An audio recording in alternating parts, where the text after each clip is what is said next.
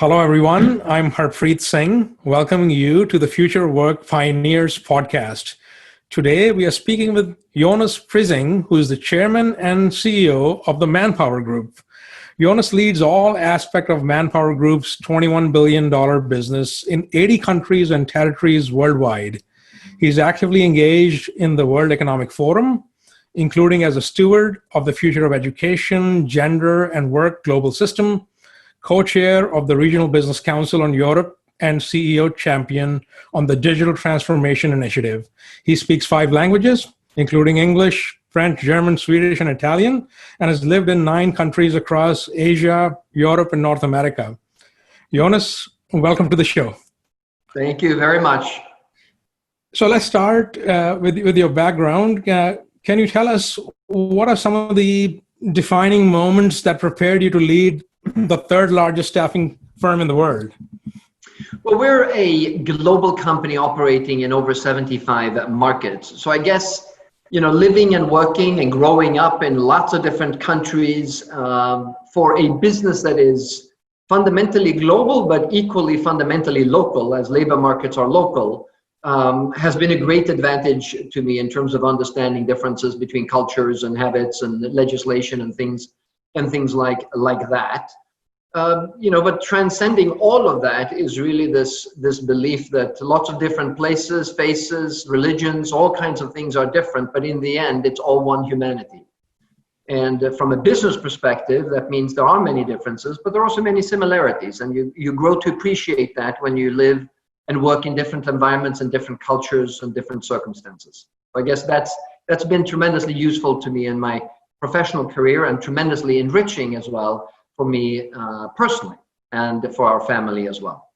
I'm sure, going to so many different places, picking up a bag and having to adapt to a new culture. I mean, that's certainly challenging, but also, shapes you in a certain way.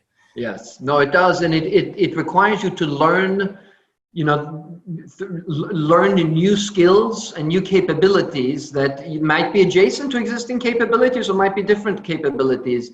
And at the same time, though, you can't change who you are. So, being an authentic leader doesn't mean that it's always done in your way. You certainly have to adapt and you have to learn new things, but there are some core things that have to stay the same.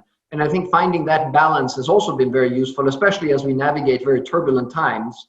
And what's really important for leaders, aside from being, have a bias for action and being capable as leaders, we have to have a strong moral compass and know what's right from wrong. And we have to do this in the interests of the organization and have an altruistic view. So really this notion of a stakeholder view as it relates to the company's position within society at large is becoming increasingly important. And I think that has to be reflected as well in leadership. Absolutely. So very interestingly, you've conducted a major survey recently of 8,000 workers across 8 countries to understand their attitudes in the context of the pandemic. And what I found the most interesting and perhaps even concerning was this widening gap between 2 groups that you call the haves and the have-nots. So can you discuss this phenomenon and also the wider findings from the survey? Yes, maybe to delve into that, Harpreet, maybe what's useful to step back and think about what are the structural changes that are happening in labor markets and have become very visible, I think, over the last 8 years in particular, but have been, going on for a while. And as part of, that analysis that we make, we look at the data, and we have been in business for almost 75 years across many, many geographies. And labor markets in our business is inherently very cyclical. It is related to how labor markets do. When the unemployment is tough, as in high, then our business is more difficult. When unemployment improves and when it gets better, our business is much better. So it's a highly cyclical business. But we started to see some changes in that cyclicality that was new to us about 12 to 11 years ago. So labor markets started to behave in ways that was different from what we would have expected to behave based on where they were in the economic cycle. And these are, of course, these changes are due to the structural changes that are impacting labor markets all over, which is to do with demographics and aging workforce in all developed countries and a very fast aging workforce also in developing countries, globalization and the impact of how quickly things move between different regions, and really the first global generations coming out, now where the sentiments and everything else is unfettered by geographical boundaries, and we are taking impulses at the speed of light. The impact of technology, which is tremendous. Now, we don't think that the impact of technology impacts as much it's not the innovation that is the impact, it's the speed of change that is the impact. Mm-hmm. The advent of how companies thought of the use of human capital. So, it used to be that companies were very intent on growing and, shaping their workforce, keeping them on for a long time. And of course, as we know, through various recessions and with the help of supply chain tools, really companies started to consume labor more than grow their talent and their workforce from a skills perspective. And that has led then to a way of thinking around human capital until recently, we believe, that was, very, very much in line with supply chain thinking, knowing exactly how many people you need with what skill set and especially at what cost, which drove companies to make decisions around offshoring and other decisions. And all of this translating into individuals, that saw these changes and are reacting to it, frankly, in quite a rational way, which has to do with, my loyalty is to my career. I'm not loyal to the company because I can't trust the company to take care of me. I have to take care of myself. So all of these were changes that were occurring before that led to a polarization of the workforce in what we call the haves and the have-nots in terms of skills. People with adequate, good skills saw good wage progression, good career advancement, and low unemployment rates everywhere in the world. Mm-hmm. Flip side, low and unskilled labor saw wage growth stagnation, much less opportunities, and much higher unemployment rates all over. And what we've seen come out of that are all of the bifurcations in society, whether it's left or right. Roughly 20 to 25% of the population in most developed nations are profoundly unhappy with the structural changes that we just discussed. Mm-hmm. And they have started to vote accordingly. And that's why we've seen this polarization occur with sometimes unpredictable outcomes, unexpected outcomes, and sometimes outcomes that don't make sense if you look at the data and the rationale behind what's actually happening. Nevertheless, it's the reality we live in. All of this to come back to your question, Harpreet. Sorry for the very long preamble. The pandemic, we believe, is going to accelerate the underlying structural changes in the labor markets, in the sense that use of technology was already changing the world. Most companies are doubling down on the implementation of technology. As an organization at ManpowerGroup, we managed to adjust to remote working in 10 days across 75 countries. Most organizations had to do the same, and they realized that, okay, that technology resilience is really crucial to my survival and to thriving in the future. So I'm going to be making sure I invest even more in technology. And that, of course, will lead to a use for an increased need for a more skilled workforce. Mm-hmm. That in a sense, and at the same time, the pandemic hit large portions of the workforce engaged in hospitality and service sectors that require lower skills or little skill. And that drives an acceleration of the bifurcation of the workforce and a greater polarization. And I think we saw that in the survey answers. Mm-hmm. You have 8,000 workers that express, what does this mean for you in terms of the pandemic? And, what they're saying is clearly holding on to my job because they realize we've moved from a healthcare crisis, which we're still in, to an economic crisis and to a social crisis. And as they get ready for the economic crisis, they're realizing holding on to my job is my number one priority, with one exception. And think back to the technology structural change we talked about earlier. Those involved in the IT sector are saying, yeah, I'm not actually that worried about that. I'm thinking, with my skills, I'll be fine as far as the work is concerned. So that would be one driver. Holding on to the job is the primary objective, as they can see us moving straight into recession from a healthcare crisis. The second point that came out of the survey is differences in terms of generations as to what they see as the long-term impact and how they want to engage with the workforce. Baby boomers generally would like to come back to the workplace and engage in the old ways of working as quickly as possible. Younger generations, the younger generations are equally interested in coming back because they've not really had the opportunity to engage. Millennials and Gen Z are much more reluctant, for various reasons, and in particular the millennials, because they have discovered the benefits of managing family, their lives, children, all kinds of things in a different way that they really, really like. And they realize that they have concerns around engaging and coming back to the workplace faster. And the third point is, it's clear that there's also gender difference between how eager men and women are to come back to work, with women being much less interested in coming back, which I think can be related to the need for childcare and the burden, frankly, that the pandemic has put on women, an additional burden on top of what everybody else has been feeling. Women have taken the brunt of what is needed in terms of childcare and elder care. And that is really reflected in their desire to come back, which is much lower than those of men. And those would be the three main findings that I think are very interesting from this survey. Yeah, and I'm wondering whether this whole idea of now companies engaging in digital transformation in an unprecedented way, where you've got companies that never thought about remote work are now forced to be remote. And on this show, I've had CHROs from various companies, and they're saying, we may not have most of our people come back to the office, right? We are rethinking office space.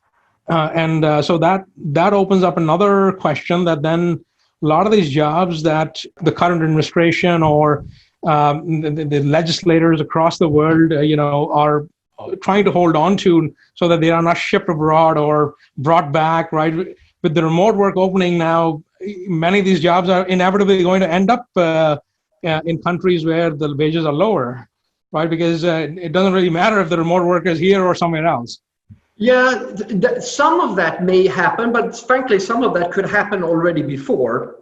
Mm-hmm. And I think the biggest change from a pandemic and the remote working impact is, when you think about, we believe that the biggest power of technology is to augment human capability as opposed to destroying, eliminating jobs. Because in the end, it's not what technology can do, is what humans wanted to do that will be determined to what degree technology either eliminates jobs that are dangerous and boring and repetitive, as well as enhances jobs to make them more meaningful and really play to the strength of humans in terms of, creativity, ingenuity, collaboration, communication, things like that. We think that the lasting legacy of the pandemic is primarily going to be the realization of companies and their workforces and their employees that it is possible to have a different balance between work life and how the freedom to choose how to work gets expanded. And this is something that we've measured actually over many years when we've done surveys with workers in terms of what the workers want. They really want to have more freedom to decide to skip the rush hour commute at 7:30 a.m. and rather go to work at 10, or not to work on Thursdays, because whatever circumstances would make that easier for them in their personal lives. And I think that's what this pandemic is going to leave as a lasting legacy. Clearly, what and how much real estate and facilities you still need, if that is how you're working, is something that is yet to play out. But I think it's safe to assume that the physical real estate, could change very significantly. But fundamentally, the need for individuals to connect in person for interaction and teamwork and, being able to really do what we do best as human, that proximity is still going to be very important. So we don't think the pendulum swings to everybody's working remotely, or that offshoring suddenly takes hold again. But we do think that it will permanently change how we are thinking about our workforces and where they need to be to do certain things, and that greater flexibility for the benefit of companies and for the benefits of the workforce is going to be the lasting legacy of the pandemic. This episode is brought to you by Experfy. Incubated in Harvard Innovation Lab, Experfy provides custom future of work solutions, such as private talent clouds and skill taxonomies. Experfy differentiates itself by using subject matter experts to pre-vet and pipeline candidates for AI and high-end technology skills. However, Experfy Talent Cloud Platform is skill agnostic and can be licensed to build custom talent clouds for any and all skills. In a different use case, enterprises interested in employee intermobility can license the Experfy platform to create an internal gigs marketplace where interested employees can be algorithmically matched to projects, gamifying their learning experience. Visit www.experfy.com for more information. You have talked about a shift in the labor market where there's a growing importance of a freelance economy and also increased segmentation within the labor market overall. So can you talk about this phenomenon? Well, it's a phenomenon that's been ongoing for quite some time, maybe over the last 30 years. Most of the job growth has come from the if you want to call it that way, non-traditional forms of employment. Be it, up until 30 years ago, virtually the only form of employment was a full-time 40-hour, 45-hour, depending on where you were, hour work week, and that was sort of the norm. But most of the job growth has come with the evolution of new forms of engaging with work, such as part-time, which enabled lots of women to come in, temporary assignments, which also enabled many different categories of talent pools to come and be accessible to the companies, to freelance. And we think this is a continuation that we're going to see also going forward. But again, I think the important part here is to think about these as incremental and substantial changes and additions to the workforce. It's not a wholesale shift. So sometimes, we hear discussions around the evolution of the freelance nation, and everybody is going to be working, independently. And we don't think that's true at all. We think, again, human preference means there are certain times in your life when you really want to have stability, when you want to have predictability, you want to have a relationship that is more predictable than other forms of employment. And that's why, full-time employment is going to be a great solution and will still be the predominant way of engaging with many organizations. There will, however, be many more options and segmentations of the ways you can engage that will evolve over time. Some of them, if you think about the debate we're having in many states and frankly in many countries as well around the gig economy, and the gig way of engaging, most of those jobs are second or third jobs. So they're not the replacement of a full-time job. They're a complement to either physical resources that you have, such as apartments that you want to rent out, or time that you have on your hands so that you can engage in some other activity, driving a Lyft or doing something like that. We think that's going to continue, but we don't think that that's going to be the majority at all. It's just going to be another way that enables individuals to engage with work in a different way than what they were traditionally able to do. So how do you see this, the current situation playing Lyft and others who are engaging in worker classification? Well, I think the interesting part for us here is that we see really history repeating itself. If I think back about the evolution of the industry that we are in, there was a time when our industry was started in 1947, right after the Second World War here in the US. And it was really tapping into the millions of women that had been engaged in the workforce during the war effort that were displaced by the returning soldiers. There was a ready and willing and skilled talent pool available to work and who wanted to work. And, this new notion of temporary assignments was something that was brought in, and, it caught fire and then very quickly went across the world as a new form of providing flexibility for the companies and flexibility for the individuals.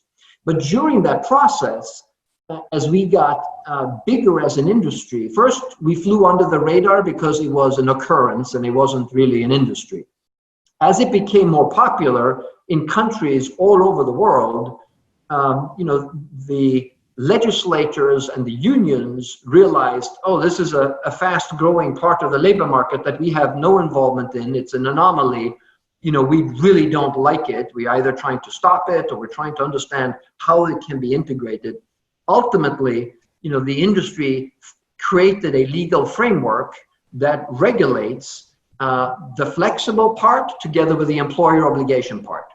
And so we are a industry and a company that pays our taxes, provides for healthcare, social security, training, all of those things are provided for, and we are the employer of record. Yet we provide fantastic flexibility both for the individual and for the companies that are our clients.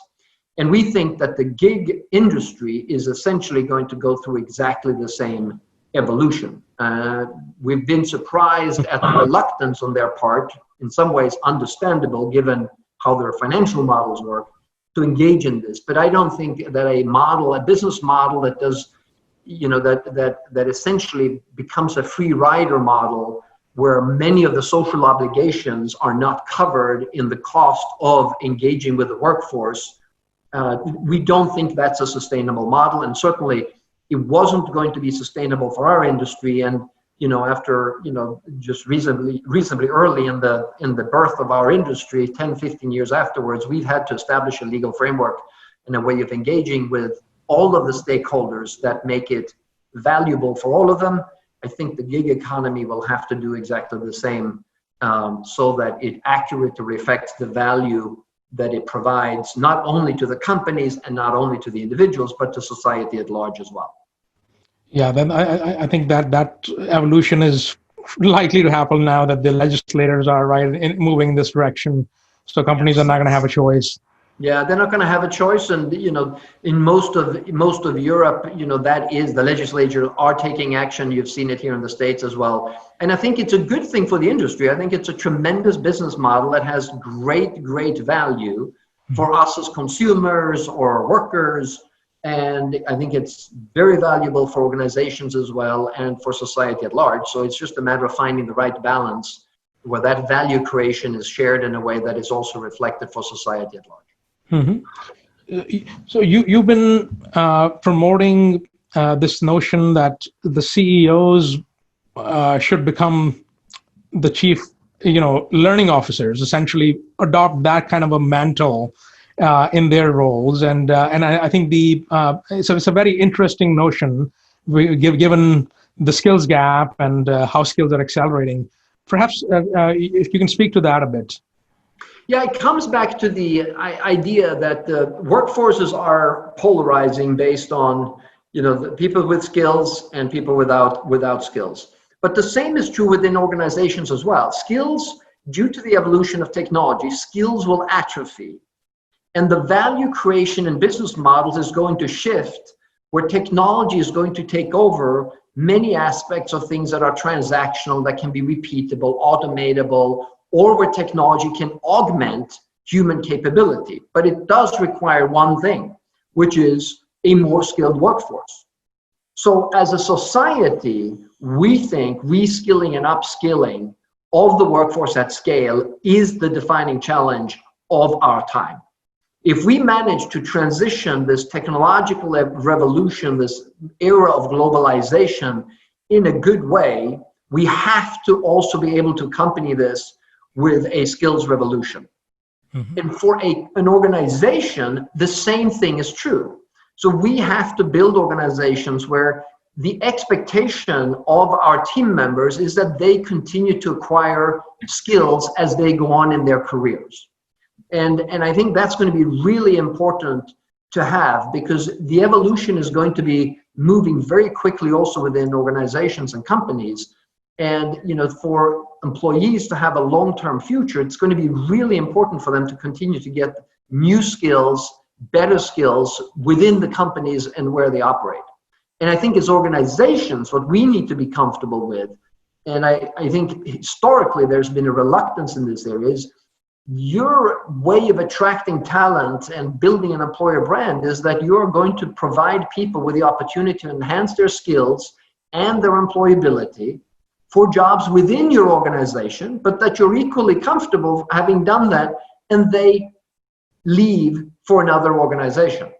So this idea that we can make this training programs proprietary and try and get a guarantee that I invest in you, so I got to know that you pay me back, I think that's an equation that's going to be difficult. I think we just have to realize as organizations, it's our obligation to help our people acquire the skills that make them successful.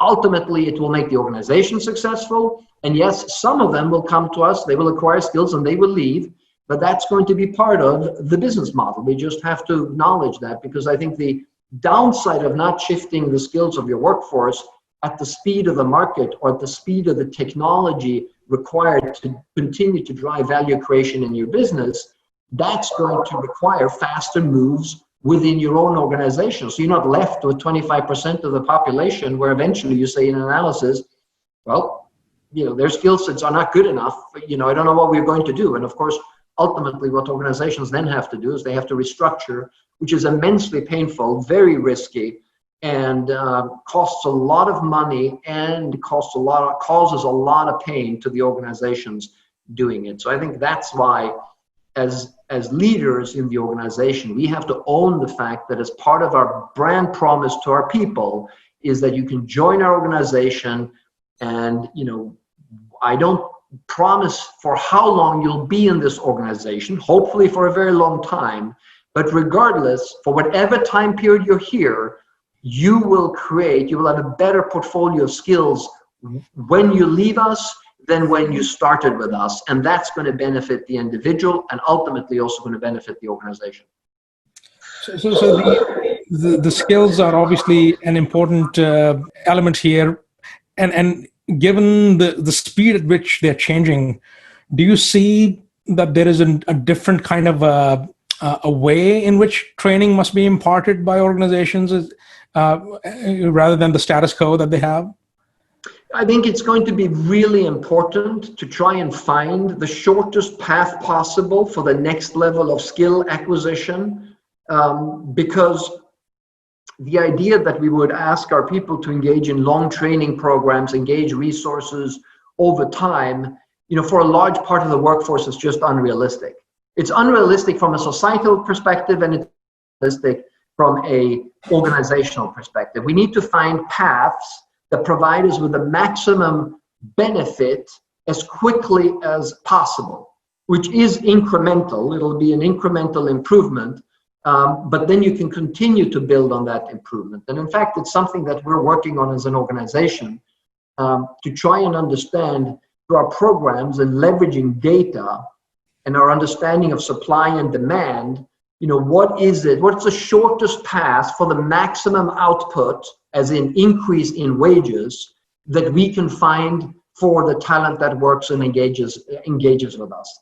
And I think that's going to be the key. And frankly, when you think back about all of the various phases of the equivalent of the industrial revolutions, all of them have always been accompanied by the corresponding revolution in education and training.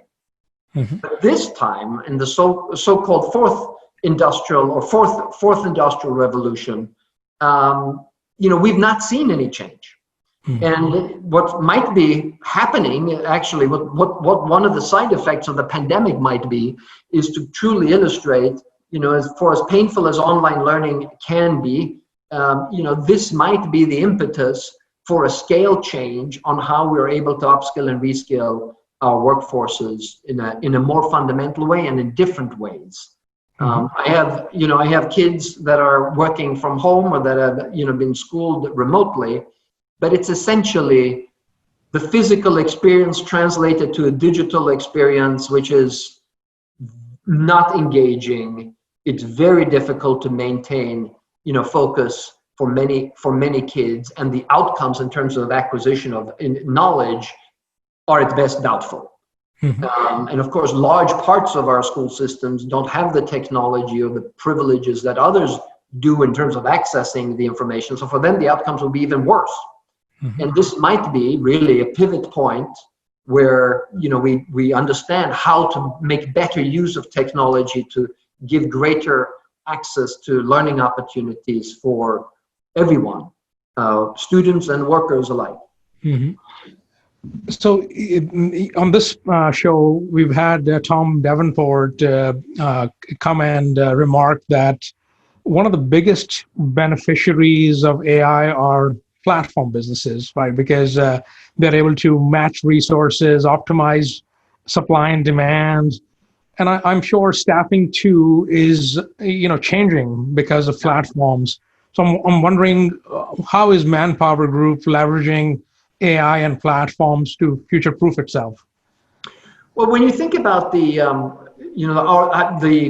business model and what we provide as a value to our customers, it's really operational and strategic flexibility at various skill levels, anything from a logistics worker to an IT, Java specialist, and everything in between, on a temporary or a contract basis as well as on a permanent basis. So we have a tremendous flow into our system of millions of people. We employ millions of people every year, and we meet maybe 10 million job seekers and hundreds of thousands of companies that are looking for that talent.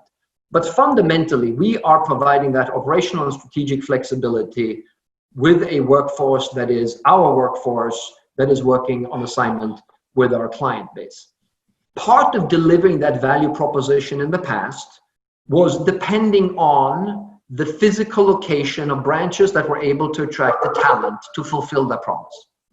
So we had 4.5, almost 5,000 branches globally, whose only mission was to be there so that we could attract the talent.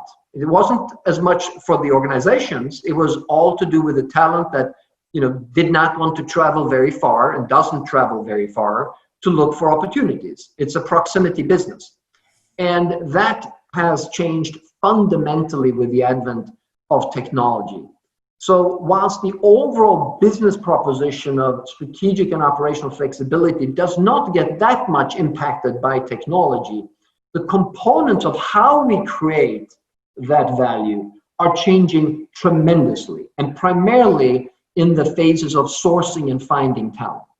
We don't need physical infrastructure to do it. We do leverage AI and platforms, frankly, to ease the flow of talent into our pipeline that we can then assess and match with the opportunities and then manage and payroll, and then do all of that while collecting the data that ultimately is going to help us predict performance to a much greater degree. And because we have a closed loop of finding the talent, assessing them, matching them with the opportunity, and then staying in touch with them through the whole cycle, and then putting them back into the cycle again. So we collect the full loop on millions of people in terms of what we thought they were good at, how they turned out to be good, and so forth. So we are going to be leveraging AI and really prediction which is what AI ultimately is. It's a cheap form or a better form of predicting an outcome at scale. And applying it to the individuals or whatever you're trying to do and preferences, and it will have a tremendous impact in how we do our business. It doesn't change the overall value proposition, but how we create that value is going to change dramatically with the help of technology and AI specifically. What are some of the trends that you're seeing when it comes to hiring? Is there a growth in the hiring of contingent talent because of the pandemic, or because you see all these people getting laid off, and joblessness is accelerating, even though things are starting to come back. But so do you see that contingent talent is becoming important, and do you see expansion of certain skill sets over others? Well, I would point to a few trends. I would say that the healthcare crisis really made labor markets come to a screeching halt. And the labor markets generally, in most parts of the world, were at peak or very close to peak employment. Mm-hmm. So we went from there to the unpredictable situation of a healthcare crisis, putting that to a very quick and rapid freeze, dropping down to levels of the financial crisis, of the Great Recession or below in a very short time period. And now, as we are working our way under a, shall we say, more predictable healthcare crisis scenario, we are emerging into an economic recession. So labor markets, whether they are seeing it, as in the States, or whether they are being, hidden, as in Europe, are in a recessionary environment with the corresponding levels of unemployment. Now, we've seen unprecedented amounts of stimulus being put into the system, which could, give us hope that the level of unemployment ultimately, won't be as bad or won't be as bad for as long as we otherwise would see in a recessionary cycle. But I think the labor markets are going to be, in a more difficult shape for some time. The reality, of course, of the organizations, operating at peak employment levels meant with no real discernible change to the external environment that would cause things to change. Well, that really, changed a lot with the advent of the pandemic and how quickly that changed. So we believe that the need for operational strategic flexibility is going to become even more important as organizations think about the future. They will say, hey, sometimes we think we can predict a lot of things, but then the unpredictable happens. So the ability to have some flexibility to quickly move in an agile way to adjust to changing external environment or to something that's happening in our industry is, we believe, going to be more important going forward even than companies thought in the past. And I think that's going to be a big benefit for our industry. And of course, we hope that we see a lot of that benefit as well in our business. Any parting words for our audience? I would say that, with all of the changes that we're seeing, I think we have reason to be optimistic on a number of fronts. We have the opportunity now to really respond to some of the needs of the workforce with the experiences that we've made during the pandemic. If we ever needed an impetus to reskill and upskill our workforces at a national level and at an organizational level, I hope and believe that this is going to be, the moment when we marshal our resources in the same way that we're marshaling them to combat the pandemic, not maybe the same amount of resources, but we truly take the opportunity to say, we want to make sure that we build a society that benefits all. Because ultimately, all of the structural changes in the labor markets that we have left and that have driven the labor markets to polarize very significantly, which also has driven populations to polarize very significantly. That ultimately is not the best way to drive economic growth and shared prosperity. Because ultimately, if it's not sustainable for one part of the population, it will become unsustainable for greater society as well. And I think that's why we're seeing some of these social crises occurring and erupting now.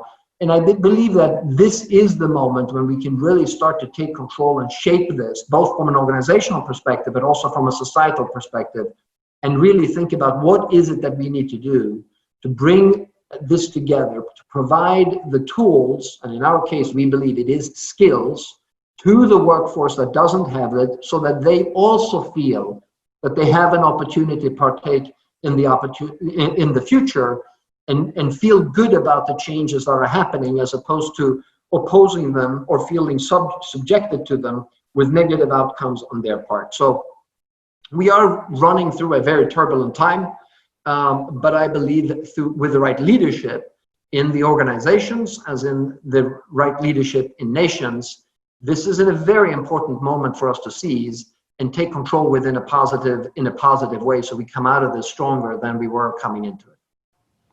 No, very well said, and I agree. There are many reasons to be positive. Thank you so much for your participation today. Really enjoyed it. Thank you very much, Harpreet.